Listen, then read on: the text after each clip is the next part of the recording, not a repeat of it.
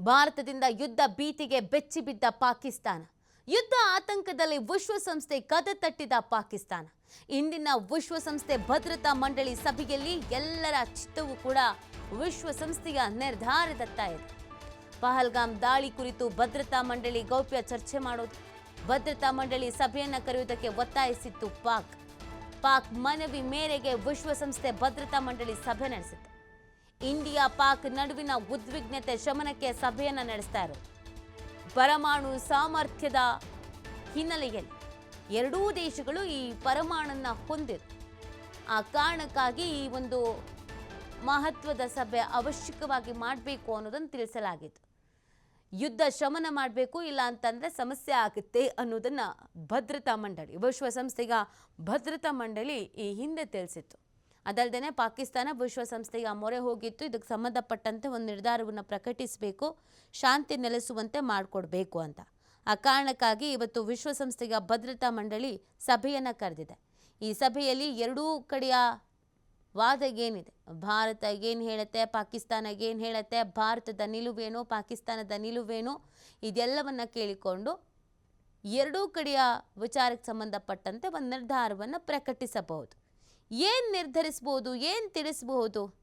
ಪಾಕಿಸ್ತಾನಕ್ಕೆ ಛೀಮಾರಿ ಹಾಕೋ ಕೆಲಸ ಆಗತ್ತಾ, ಅಥವಾ ಸಂಧಾನ ಶಾಂತಿ ಸಭೆ ಇದನ್ನು ಮಾಡತ್ತಾ ಅನ್ನೋದು ಪ್ರಶ್ನೆ.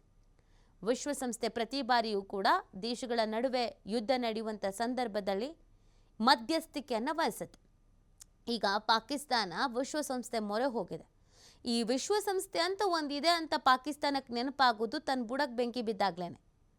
ಭಾರತ ಖಾರವಾಗಿ ಪ್ರತಿಕ್ರಿಯಿಸುತ್ತೆ, ಯುದ್ಧ ಮಾಡೇ ಮಾಡುತ್ತೆ ಅಂತ ಗೊತ್ತಾದಾಗ ಓಡ್ ಬಂದು ಪಾಕಿಸ್ತಾನದ ಕದೆ ತಟ್ಟಿರೋದು. ಉಗ್ರರನ್ನು ಸಾಕುವಾಗ ವಿಶ್ವಸಂಸ್ಥೆ ಮಾತು ಕೇಳಲ್ಲ. ಭಾರತದ ಮೇಲೆ ಅಟ್ಯಾಕ್ ಮಾಡಿಸುವಂಥ ಸಂದರ್ಭದಲ್ಲಿ ವಿಶ್ವಸಂಸ್ಥೆ ಅಂತ ಒಂದಿದೆ ಅನ್ನೋದೇ ಪಾಕಿಸ್ತಾನಕ್ಕೆ ಗೊತ್ತಿರಲ್ಲ. ಆದರೆ ತನಿಗೇನೋ ಅನ್ಯಾಯ ಆಗತ್ತೆ ಅನ್ನೋ ರೀತಿಯಲ್ಲಿ ಈಗ ವಿಶ್ವಸಂಸ್ಥೆ ಮುಂದೆ ಹೋಗಿ ಏನೂ ಗೊತ್ತಿಲ್ಲದ ರೀತಿಯಲ್ಲಿ ನಿಂತಿರೋದು. ಇವತ್ತು ವಿಶ್ವಸಂಸ್ಥೆಯ ಮಹತ್ವದ ಸಭೆ, ಭದ್ರತಾ ಮಂಡಳಿಯ ಸಭೆ. ಈ ಸಭೆಯಲ್ಲಿ ಅಂತಿಮವಾಗಿ ಚರ್ಚೆಗಳಾದ ನಂತರ ಎಲ್ಲ ದೇಶಗಳ ಮುಖ್ಯಸ್ಥರು ಭಾಗಿಯಾಗ್ತಾರೆ. ಅಲ್ಲಿ ಏನು ಚರ್ಚೆ ಆಗತ್ತೆ, ಏನು ನಿರ್ಧರಿಸ್ತಾರೆ, ಯಾವ ತೀರ್ಮಾನಕ್ಕೆ ಬರ್ತಾರೆ, ಏನು ಸಲಹೆ ಸೂಚನೆಗಳನ್ನು ಕೊಡ್ತಾರೆ ಅನ್ನೋದು ಇಲ್ಲಿ ಬಹುಮುಖ್ಯ ಪಾತ್ರವನ್ನು ವಹಿಸುತ್ತೆ.